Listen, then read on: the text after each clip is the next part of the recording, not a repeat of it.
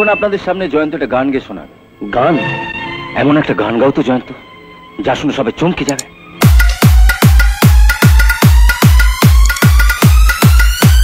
DJ